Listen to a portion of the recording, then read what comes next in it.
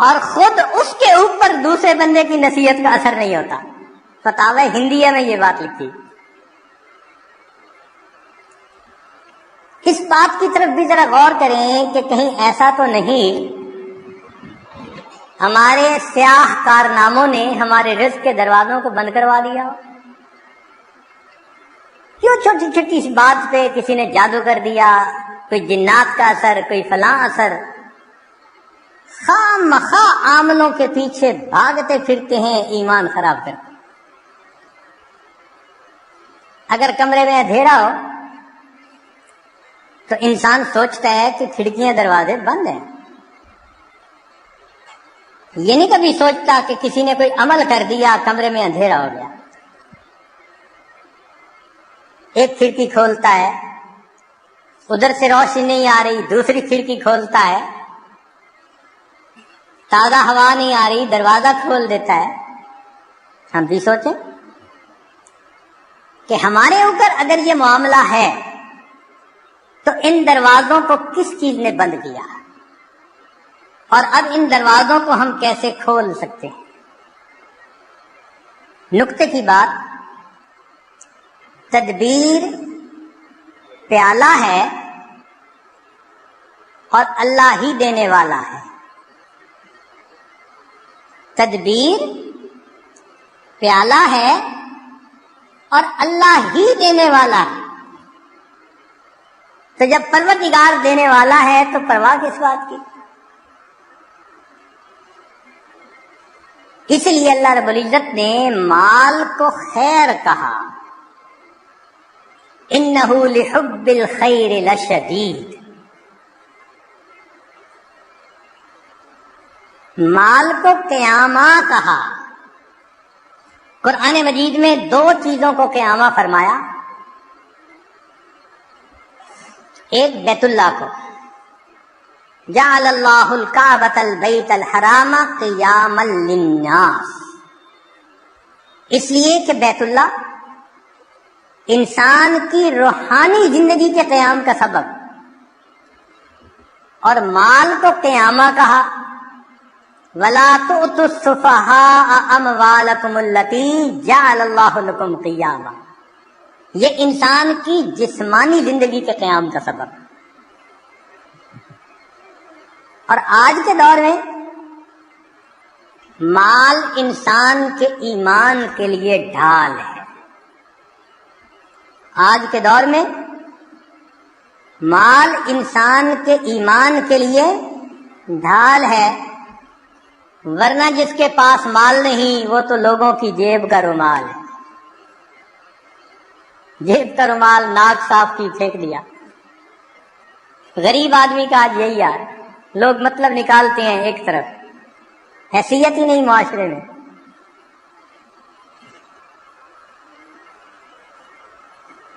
رزق کے معاملے میں دو باتیں اہم ہیں. ایک تو یہ کہ رزق بھی انسان کو تلاش کرتا ہے، موت بھی انسان کو تلاش کرتی ہے، مگر رزق موت سے زیادہ تیز رفتار ہے، موت سے پہلے بندے تک پہنچتا ہے. اور دوسری اہم بات کہ سود کا کام کرنے سے انسان اللہ کا دشمن بنتا ہے، اللہ سے جنگ کرتا ہے. جو چٹان سے سر مارے گا سر ہی پھوڑے گا، جو اللہ سے جنگ کرے گا اپنی تباہی کا خود ذمہ دار.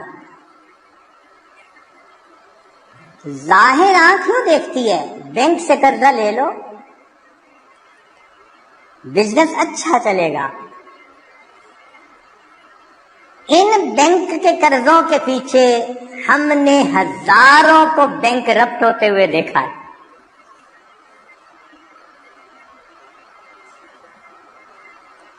تو سود کی وجہ سے مال کی برکت ختم، اور زکوٰۃ کے ادا کرنے سے مال کی برکت شروع. جس بندے نے زکوٰۃ نکالنی شروع کر دی اس کے مال میں اللہ نے برکت ڈالنے شروع کی.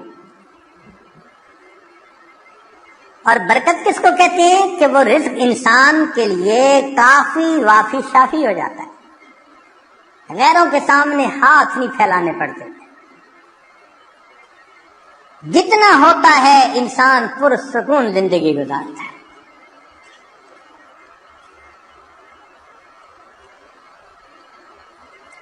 آج کے دور کا سب سے بڑا فتنہ یہی، یا لیت لنا مثل ما اوتی قارون،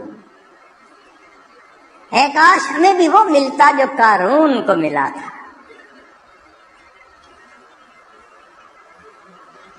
اللہ تعالیٰ ارشاد فرماتے ہیں نحن قسمنا بینہم معیشتہم، ان کے درمیان معیشت کو ہم نے تقسیم کیا. تو مومن اللہ کی تقسیم پہ راضی رہے. اپنی طرف سے پسینہ بہائے وہ ہماری ذمہ داری ہے. اس کے بعد دال ساگ بھی مل جائے تو اللہ کا شکر ادا کرے. داؤد علیہ السلام کو فرمایا گیا کہ اے داؤد، اگر تجھے کھانے میں کبھی سڑی ہوئی سبزی ہی مل جائے تو سبزی کو نہ دیکھنا، اس بات کو دیکھنا کہ میرے پروردگار نے جب رزق کو تقسیم کیا تو میں اسے یاد تھا. بھیجنے والا تو وہ ہے نا، اس نے یاد رکھا. اس سے بڑی اور کیا بات ہو سکتی ہے؟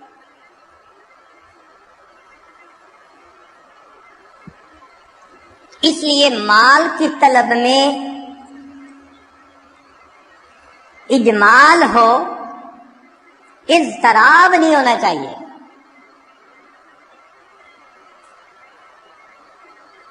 ایسے نہ ہو کہ انسان دوسرے کی جیب کی طرف دیکھ رہا ہو کہ یہ تو خود نکال کے دے دے ورنہ میں اس کا گریبان پکڑ کے اس سے چھین لوں. اللہ پہ توکل کریں گے تو اللہ تعالیٰ اتنا دیں گے کہ آپ بس بس کریں گے. چنانچہ مال سے ہر کام دنیا کا نہیں سنورتا. آج جتنے مال والے زیادہ اتنے پریشان زیادہ، اتنے بیمار بھی زیادہ. مال سے انسان اینک تو خرید سکتا ہے، بینائی تو نہیں خرید سکتا. مال سے انسان اچھی غذا تو خرید سکتا ہے، اچھی صحت کو تو نہیں خرید سکتا.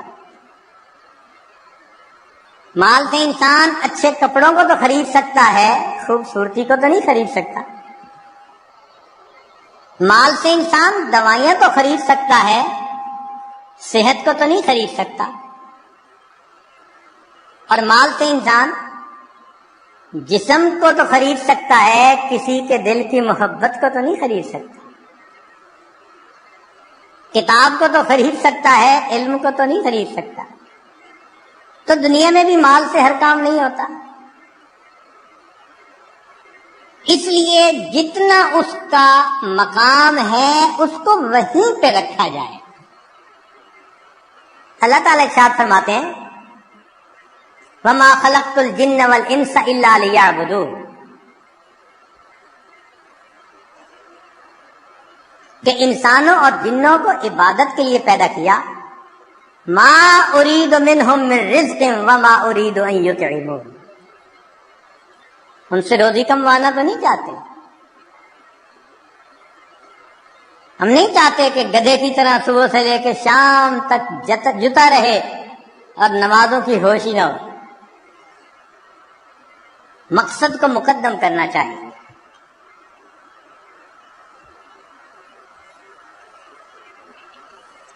اللہ رب العزت رزق پہنچا کر رہتے ہیں. چنانچہ باجید بستامی رحمت اللہ علیہ سے کسی نے کہا کہ حضرت کیا کریں، رزق کی بڑی پریشانی ہے۔ تو فرمایا کہ تم اپنے گھر جاؤ اور تمہیں اپنے گھر میں جو بندہ ایسا نظر آئے کہ اس کا رزق تمہارے ذمے، بازو پکڑ کے گھر سے نکال دو، اور جس کا رزق خدا کے ذمے تو تمہیں کیا پرواہ۔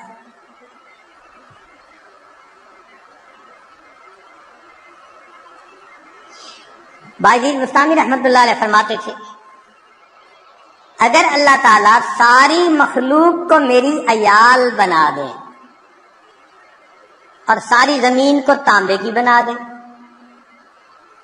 اور آسمان سے ایک قطرہ بھی بارش کا نہ ٹپکے، مجھے اتنے عیال کی روزی کی پریشانی نہیں، میرا مولا روزی پہنچا دے گا۔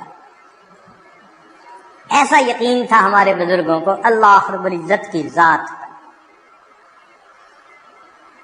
چنانچہ باجی بستامی رحمۃ اللہ نے کسی کے پیچھے نماز پڑھی، امام صاحب نے تعارف کیا تو پوچھا من این تاکل،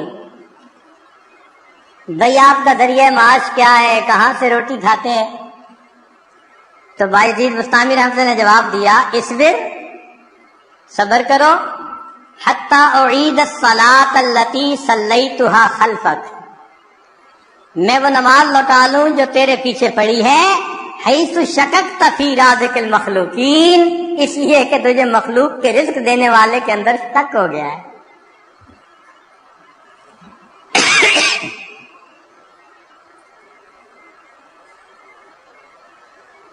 بنو کا ایک نشئی تھا، تو کسی نے کہا کہ آٹا مہنگا ہو گیا، کہنے لگا اپنے لیے قیمت بڑھائی ہے، ہمیں تو روزی اسی نے دینی ہے۔ ایک نشئی کا اللہ پہ توکل دیکھو کہ جی آٹا مہنگا ہو گیا، کہتے اپنے لیے قیمت بڑھائی ہے،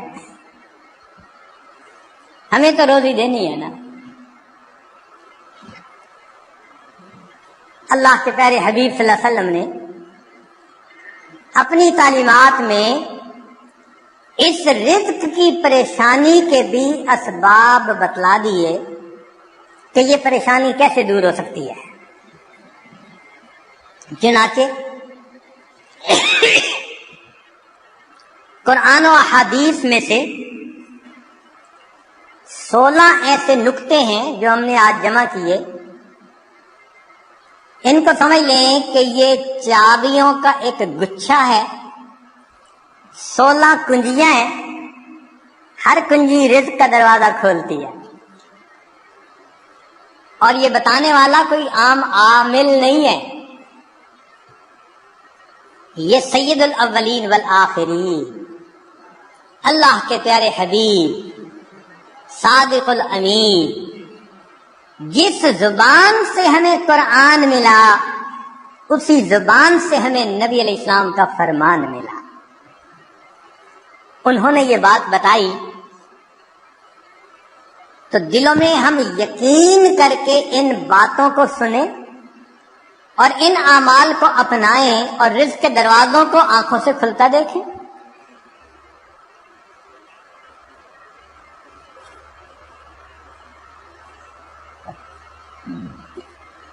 رزق کی پہلی کنجی، اللہ تعالیٰ ارشاد فرماتے ہیں وَأْمُرْ أَهْلَكَ بِالصَّلَاةِ وَاسْتَبِرْ عَلَيْهَا، اہل خانہ کو نماز کا حکم دیجئے اور اس پر جمے رہیے، صبر کیجئے۔ لا نسألک رزقا، ہم آپ سے رزق نہیں چاہتے، نحن نرزقک، رزق ہم پہنچائیں گے۔ اس آیت مبارکہ میں اللہ رب العزت ایک وعدہ فرما رہے ہیں اور وہ پروردگار وعدے کو نبھانا جانتا ہے۔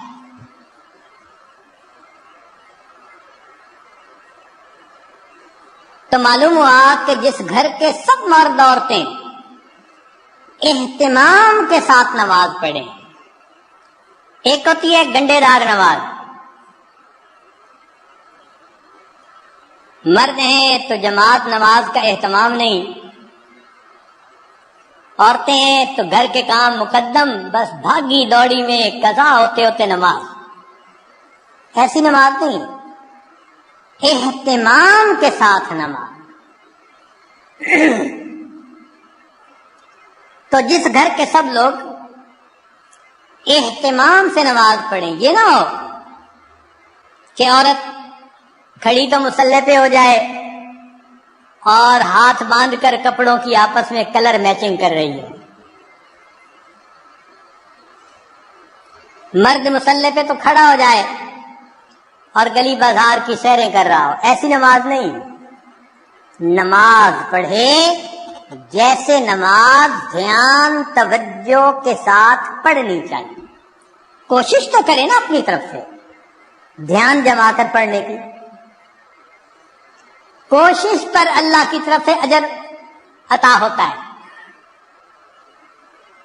دنیا میں نتائج پر اجر ملتا ہے کہ یہ اچیو کر کے دکھاؤ تب تمہیں یہ ملے گا۔ اللہ فرماتے ہیں کوشش کر کے دکھاؤ۔ چنانچہ حدیث پاک میں آتا ہے کہ جو شخص اپنے بھائی کی حاجت براری کے لیے اس کے ساتھ چل پڑتا ہے، اللہ 10 سال کے نفلی اعتکاف کا ثواب عطا فرما دے۔ یہ تو نہیں کہا کہ کام کرواؤ بھائی کا، نہیں، یہ اس اللہ رب العزت کی رحمتوں کی انتہا ہے۔ فرمایا کہ منزل تک پہنچنا تو تمہارے بس میں نہیں ہے نا، یہ تو مقدر کا معاملہ۔ ہم تو یہ دیکھیں گے قدم کون اٹھاتا ہے، چلتا کون ہے۔ تو نماز صحیح اہتمام کے ساتھ پڑھنے کی کوشش کریں، برکتوں کے دروازوں کو کھلتا دیکھیں۔ میرے مالک نے فرما دیا نحن نرزقک، ہم رزق دیتے ہیں۔ چنانچہ آپ گھر کے ہر چھوٹے بڑے کو نماز کا اہتمام سکھائیے، رزق ملنے کی قسم یہ عاجز کھا سکتا ہے۔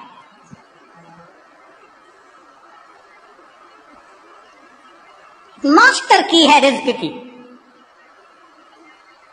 کاروبار، نوکری، کوئی بھی مسئلہ ہو رزق کا، اہتمام نماز سے اللہ رب العزت مسئلوں کو حل فرما دیتے۔ دوسرا عمل کثرت استغفار۔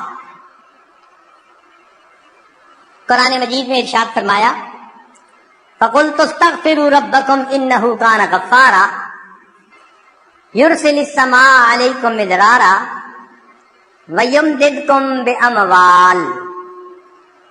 تو کثرت ذکر سے اللہ فرماتے ہیں میں مال کے ذریعے سے تمہاری مدد کروں گا۔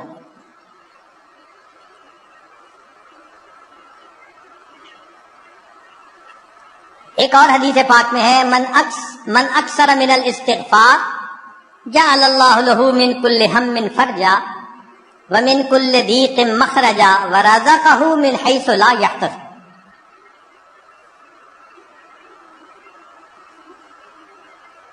امام قرطبی رحمۃ اللہ علیہ فرماتے ہیں گناہوں کی معافی مانگنے سے بارش ملتی ہے، اللہ رب العزت قوموں کے رزق کو وسیع فرما دیتے ہیں۔ تیسرا عمل انفاق فی سبیل اللہ، اللہ کے راستے میں نیک کاموں میں خرچ کرنا۔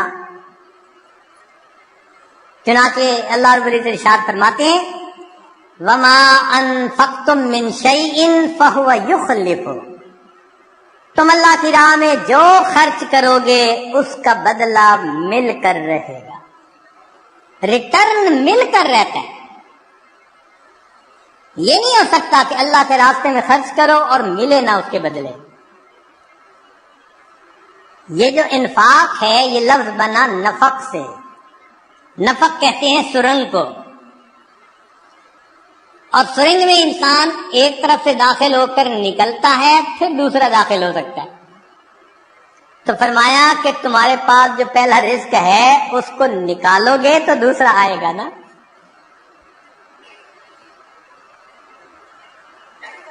وَمَا تُنْفِقُوا مِنْ خَيْرٍ يُوَفَّ إِلَيْكُمْ، فرمایا انفق ينفق علیک، تم خرچ کرو اللہ تم پر خرچ کرے گا۔ عبداللہ ابن عمر اللہ عنہ فرمایا کرتے تھے ان للہ اقواما اختصهم بالنعم لمنافع العباد، اللہ کے کچھ بندے ایسے ہوتے ہیں اللہ نے ان کو اپنے بندوں کے منافع کے لیے مخصوص کر دیا، ان کی ذات سے اللہ کے بندوں کو نفع ملتا رہتا ہے، یہ ان کا چارٹر آف ڈیوٹی ہوتا ہے، جو ان کو ملتا ہے وہ ان کے اپنی ضرورت کے لیے صرف نہیں ہوتا، وہ دوسروں تک پہنچانے کے لیے ہوتا ہے۔ جو ڈاکیا ڈاک پہنچاتا رہے اس کی ترقی ہوتی رہتی ہے، اور جو ڈاک نہ پہنچائے تو اسے اپنی نوکری سے معزول کر دیتے ہیں۔ چنانچہ کتنے لوگوں کو آپ نے دیکھا ہوگا کہ بڑا اچھا کام چلا، کاروبار چلا، پھر یکدم ٹھپ۔ وجہ کیا بنی کہ جو ملا تھا وہ سارا ان کا نہیں تھا، اس میں اللہ کے لیے خرچ کرنا تھا، مسکینوں پر، بیواؤں پر، طلباء پر، دین کے راستے میں، فلاحی کاموں میں۔ یہ خزانے کے سانپ بن کر بیٹھ گئے، بینک بیلنس چیک کرتے ہیں، آج اتنے ملین اور آج اتنے ملین، اوپر سے ڈاکانی بند ہو گئی۔ کہتے ہیں جی ایک وقت تھا مٹی کو ہاتھ لگاتے تھے سونا بنتی تھی، حضرت صاحب آج تو سونے کو ہاتھ لگائے مٹی بنتا ہے، کسی نے کچھ کر دیا ہے؟ جی بالکل آپ نے خود ہی تو کیا ہے۔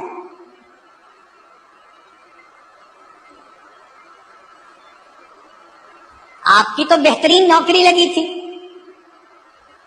کہ اللہ کے بندوں کو ان کا حصہ پہنچاؤ۔ کتنا پہنچانا تھا؟ پورے مال میں سے 2.5%، زکوٰۃ پورے مال میں سے 2.5%۔ سبحان اللہ، ہم نے دیکھا لوگ چاہتے ہیں بڑے کی نوکری کریں، چنانچہ چھوٹی کمپنی کی بجائے بڑی کمپنی کی نوکری، اور بڑی کمپنی کی بجائے ملٹی نیشنل کمپنی کی نوکری کی، اور زیادہ بینیفٹ ملیں گے۔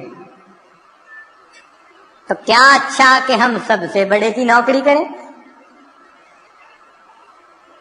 سب سے بڑے کی نوکری یہ کہ جو اللہ نے مال دیا گن گن کر اس کی زکوٰۃ کو نکالیں۔ اللہ وہ پروردگار ہے جو 2.5% مال غریبوں تک پہنچانے کے بدلے امیروں کو 97.5% تنخواہ عطا۔ اتنا بڑا کوئی پے کرنے والا مالک دیکھا جو 97.5% تنخواہ پے کرے؟ یہ تمہاری تنخواہ ہے، اور ڈیوٹی اتنی ہے کہ 2.5% تم میرے جو محتاج بندے ہیں، ضرورت مندے ہیں، یہ تنخواہ ان تک پہنچائے۔ اب جو 2.5% کو بھی لے کے بیٹھ جائے تو پھر اس کی بجائے اللہ تعالیٰ رزق کسی اور کے ذریعے سے پہنچا دیں گے۔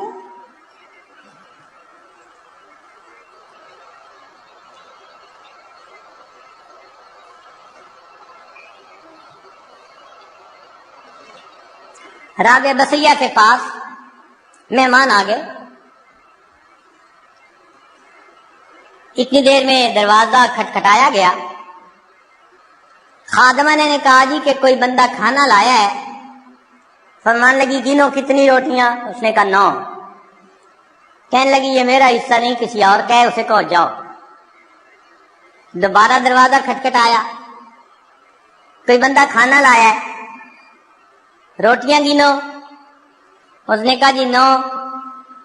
بھئی میرا حصہ نہیں کہہ دیا، اس کو جو جاؤ کسی اور کا ہے۔ پھر تھوڑی دیر بعد تیسری مرتبہ دروازہ کھٹکھٹا، خادمہ نے کہا جی کہ پھر کوئی بندہ روٹی لایا ہے، کتنی؟ 9۔ اس نے کہا میرا حصہ نہیں، جاؤ اس کو کہہ دو چلا جائے۔ اس نے کہا کیوں نہیں لے رہی، مہمان بھی تو ہیں۔ اس نے کہا دیکھو میرے پاس آج صبح 1 روٹی تھی، سائل آیا تھا، میں نے اللہ کی رضا کے لیے 1 روٹی دے دی، میرے اللہ کا وعدہ ہے من جاء بالحسنۃ فلہ 10 امثالہ، 10 گنا ملے گا۔ 9 روٹیاں میری نہیں ہو سکتی، خادمہ نے ہاتھ جوڑ دیے، مجھے بھی بھوک لگی ہوئی تھی، ایک روٹی میں خود رکھ رہی تھی، یہ 10 ہی ہیں۔ ایسا کامل یقین اللہ کے وعدوں پر۔ حبیب اجوی رحمت اللہ علیہ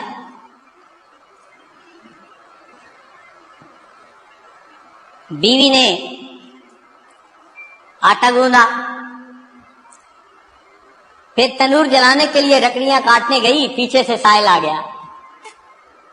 اس نے کہا بڑا محتاج ہوں، اللہ کے لیے کچھ دے دو۔ اللہ والوں کی عادت ہوتی ہے جب کوئی اللہ کے لیے کہتا ہے تو پھر وہ کھول دیتے ہیں اپنے دونوں ہاتھوں کو۔ انہوں نے وہی آٹا اٹھا کے دے دیا۔ اب بیوی لکڑیاں لے کے آئی، اس نے کہا آٹا؟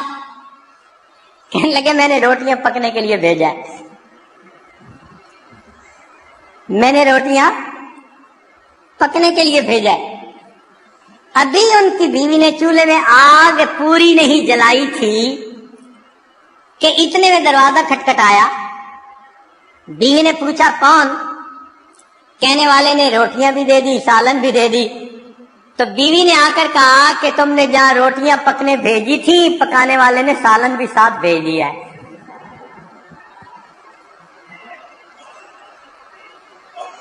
اللہ کے راستے میں خرچ کرنے کی ایک حلاوت ہے، وہ حلاوت جس کو مل جائے اس کو پھر فکر نہیں ہوتی، سب غموں سے آزاد۔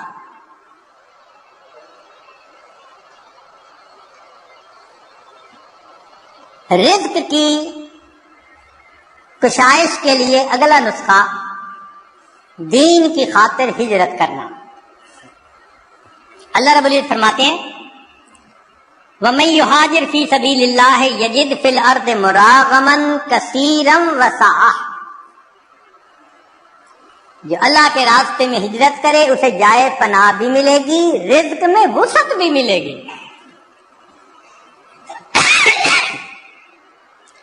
رزق بڑھانے کی اگلی کنجی تقوی کا اختیار کرنا۔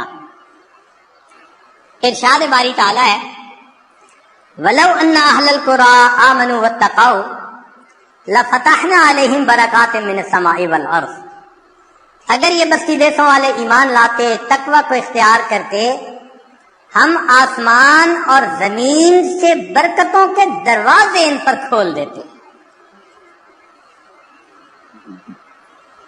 ایک جگہ فرمایا لَأَكَلُوا مِن فَوْقِهِمْ وَمِن تَحْتِ أَرْجُلِهِمْ، ہم ان کو وہ نعمتیں کھلاتے جو اوپر آسمان سے اتارتے ہیں اور وہ نعمتیں کھلاتے جو نیچے زمین سے نکالتے ہیں۔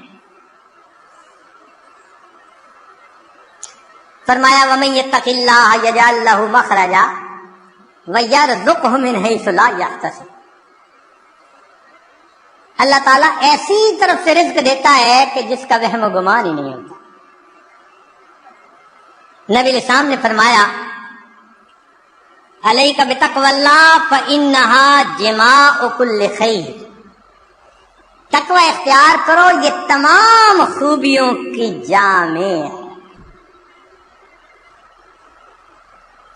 سفیان ثوری رحمت اللہ علیہ عجیب بات فرماتے تھے اتق اللہ فما رأیت تقیا محتاجا، میں نے آج تک کسی متقی بندے کو محتاج نہیں دیکھا کہ در در کے دھکے کھاتا پھرے، لوگوں کے سامنے ہاتھ پھیلاتا پھرے۔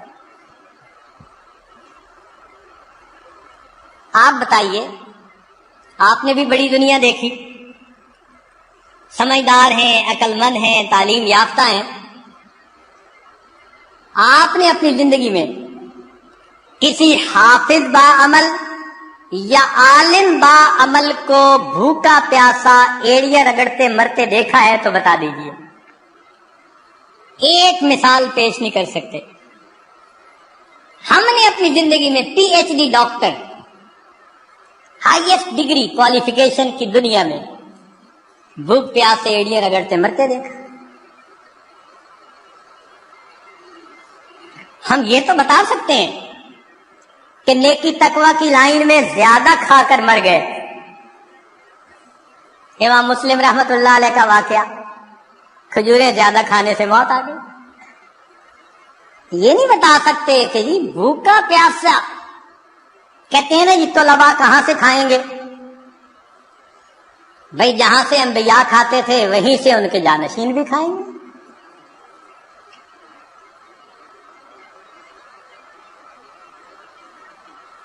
تو موٹی سی بات ہے کہ رزق اللہ دیتا ہے، تقویٰ کی وجہ سے اللہ رزق کے دروازے کھول دیتے ہیں۔ پانچویں بات، کثرت عبادت۔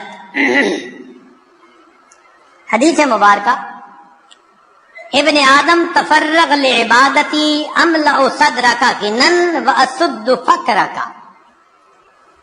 اے اولاد آدم، تو اپنے آپ کو میری عبادت کے لیے فارغ کر، میں تیرے سینے کو غنا سے بھر دوں گا، تیرے فقر کو بند کر دوں گا۔ کتنے کھلے اور صاف لفظوں میں، لاؤڈ اینڈ کلیئر بتایا جا رہا ہے، عبادت کرو، ہم تمہارے فاقے کے راستے بند کریں گے، تمہیں غنا عطا فرما دیں گے۔ اس کی مثال یوں سمجھیے کہ ہم نے عام گھوڑے کی قیمت کا ایک دفعہ پتہ کیا تو 20 سے 25 ہزار میں گھوڑا مل جاتا ہے، اور ایک ہوتے ہیں دوڑ جیتنے والے گھوڑے، ان کی قیمت لاکھوں میں۔ ہمارے بہت قریبی چودھری صاحب فرمانے لگے جی ہمارے گھوڑے کی قیمت 25 لاکھ روپیہ لگی، ایک گھوڑے کی قیمت۔ تو عام گھوڑے 20,000، بھاگنے جیتنے کے مقابلے کرنے والے 25 لاکھ۔ اب اگر 25 لاکھ والے گھوڑے کے مالک کے پاس کوئی جائے، جی میری گدا گاڑی کا کچھ کام ہے، گھوڑا دے دو، میں نے گدے گاڑی میں استعمال کرنا ہے، تو وہ ہنس کے کہے گا تمہارا دماغ ٹھکانے ہے، دوڑ کا مقابلہ جیتنے والے گھوڑے کو گدے گاڑی میں باندھو گے؟ جس طرح دنیا دار انسان دوڑ کا مقابلہ جیتنے والے گھوڑے کو گدے گاڑی میں باندھنا پسند نہیں کرتا، اللہ کی قسم، اللہ رب العزت دین پہ چلنے والوں کو دنیا کی گدے گاڑی میں باندھنا پسند نہیں کرتا۔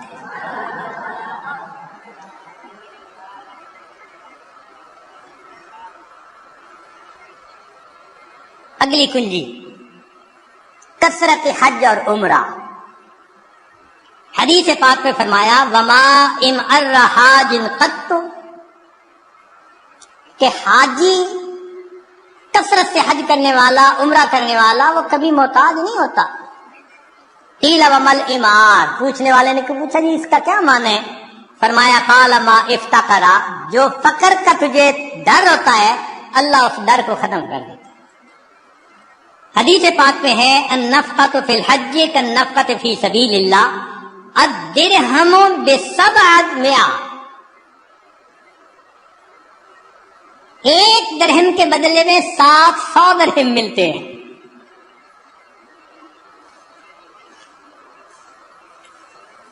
رزق کی ایک اور کنجی، صلہ رحمی۔ ابو ہریرہ رضی اللہ عنہ فرماتے ہیں، بخاری شریف کی روایت، من احب ان یزاد فی عمرہ ویزاد فی رزقہ فلیصل رحمہ، جو چاہے کہ میرے عمر زیادہ ہو اور میرا رزق زیادہ ہو، اس کو چاہیے کہ رشتہ داروں کے ساتھ اچھا سلوک رکھے۔ آج اگر رزق کی شکایتیں زیادہ ہیں تو دوسری طرف معاملات بھی دیکھو، بہن سے نہیں بولتے، بھائی سے نہیں بولتے، پھپھو سے لڑائی، چچا سے لڑائی، ان کے گھر کا کھانا نہیں کھاتے، پانی نہیں پیتے، کچھ پڑھ کے نہ پلا رہے۔ شریعت جن رشتہ داروں کو جوڑنے کا حکم دیتی ہے وَيَقْطَعُونَ مَا أَمَرَ اللَّهُ بِهِ أَن يُوصَلَ،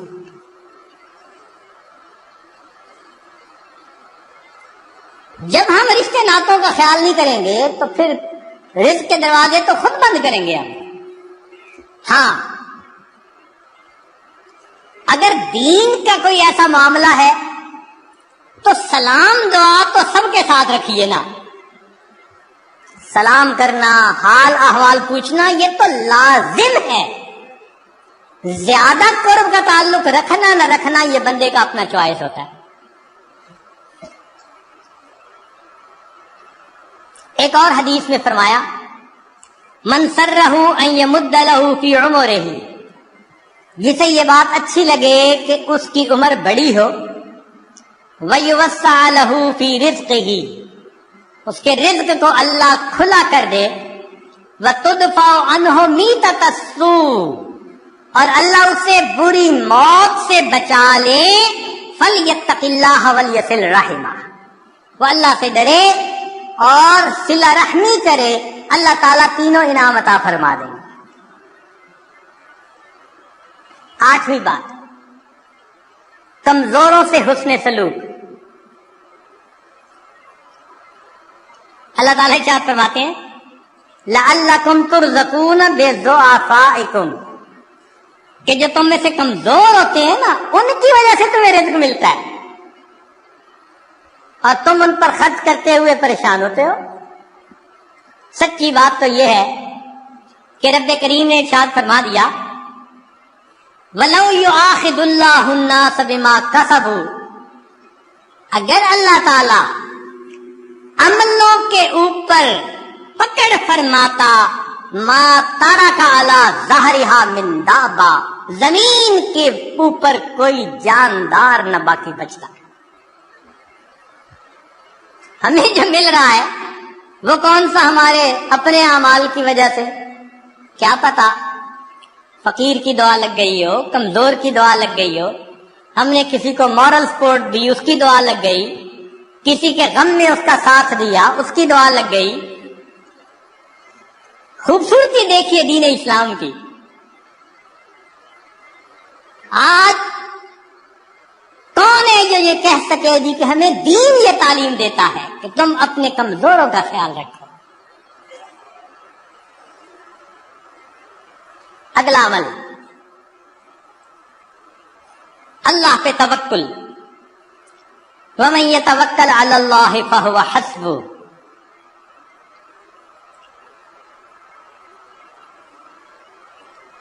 جو اللہ پر توکل کرتا ہے پھر اللہ اس کے لیے کافی ہو جاتا ہے. اس کی تفصیل حدیث مبارکہ میں لو انکم تتوکلون علی اللہ حق توکلہ، اگر تم اللہ پہ توکل کرو جیسے توکل کرنے کا حق ہے، لرازقکم کما یرزق الطیور، اللہ تمہیں رزق دے گا جیسے پرندوں کو دیتا ہے. تغدو خماسا، گھر سے خالی پیٹ نکلتے ہیں، وتروح بتانا، اور واپس پیٹ بھرے ہوئے لوٹتے ہیں.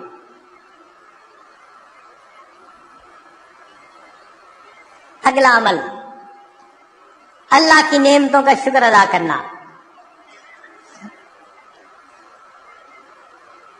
چنانچہ فرمایا لا یرزق اللہ عبدا الشکر فیحرمہ الزیادہ لأن اللہ یقول لئن شکرتم لأزیدنکم، جس بندے کو شکر کی توفیق مل جائے اس کا رزق کم نہیں ہوتا، چونکہ اللہ کا وعدہ ہے کہ جو شکر ادا کرتا ہے میں اس کے رزق کو، اس کے نعمتوں کو اور زیادہ کر دیتا. عمر بن عبدالعزیز رحمۃ اللہ علیہ کا ایک خوبصورت قول ہے قیدوا نعم اللہ بالشکر للہ، اللہ کی نعمتوں کو شکر ادا کر قید کر لو. جس نے اللہ کی نعمت کا شکر ادا کیا اس نے نعمت کو قید کر لیا، اس کے پاس ہی رہے گی. ابن عطا اسکندری رحمۃ اللہ علیہ، ان کے حکم بہت معروف ہیں. ہمارے بزرگ علماء رمضان المبارک میں اس کی مستقل مجالس کیا کرتے تھے. ان کے حکم کو پڑھیں تو یوں لگتا ہے کہ اللہ نے اس امت میں بھی لقمان علیہ السلام کا ایک نمونہ پیدا کر دیا. کیا عجیب باتیں کہی ہیں. تو شکر کے بارے میں ان کا ایک قول ملفوظ، جنہیں عربی کا تھوڑا سا بھی ذوق ہوگا نا، وہ تو سن اور پڑھ کے وجد آتا ہے۔ یہ جامعہ الازہر کے استاد بھی رہے، اور اس جامعہ کو جو پوری دنیا کے اندر ایک مقام ملا وہ ایسے ہی متقی باخدا بزرگوں کی وجہ سے۔ فرماتے ہیں من لم یشکر النعم فقد تعرض لزوالها، جو نعمت کا شکر ادا نہیں کرتا وہ اپنی نعمتوں کو چھن جانے کے لیے پیش کر دیتا ہے، اللہ مجھ سے یہ چھین لو۔ من لم یشکر النعم فقد تعرض لزوالها ومن شکرها فقد قید بعقالها، اور جو شکر ادا کرتا ہے وہ ان نعمتوں کو نکیل ڈال کے اپنے پاس قابو کر لیتا ہے۔ تو شکر ادا کر کے اللہ کی نعمتوں کو نکیل ڈال لیجیے۔ پھر فرمایا گھر انسان جائے تو اپنے اہل خانہ کو سلام کرے۔ اب بتائیے یہ کتنا چھوٹا سا عمل ہے۔ حدیث پاک میں نبی اسلام نے فرمایا ثلاثۃ کلہم ضامن علی اللہ، تین ہیں جن کی ضمانت اللہ نے لی، ان عاش رزق وکفا، اگر وہ زندہ رہے گا اللہ رزق دے گا جو اس کے لیے کافی ہوگا۔ ان تین میں سے ایک بندہ رجل داخل بیتہ بسلام، جو اپنے گھر میں داخل ہو اپنے اہل خانہ کو سلام کرے۔ یہ کتنا چھوٹا سا عمل ہے۔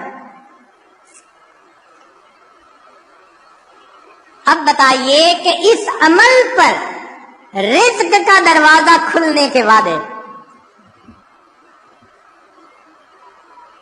اور ہوتا کیا ہے؟ دفتر میں بڑے مزے سے دوستوں میں کھل کھلا کے ہنس رہے ہیں، گھر میں قدم رکھا اور پارا ہائی۔ خود کہتے ہیں حضرت پتہ نہیں کیا ہوتا ہے، گھر آتا ہوں پارا چڑھ جاتا ہے۔ یہ آگ شیطانیت ہے، تو شیطان تمہارے اوپر سوار ہو جاتا ہے، اس کو گدھا ملا ہوا ہے، لہذا گھر میں داخل ہونے سے پہلے وہ گدھے پہ چھلانگ مار کے بیٹھ جاتا ہے۔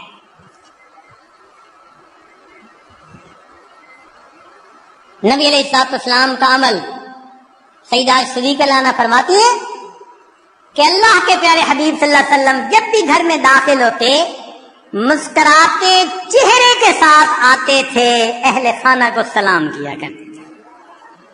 اتنے سے عمل پہ رزق کی پریشانی ختم۔ اللہ اکبر کبیرہ۔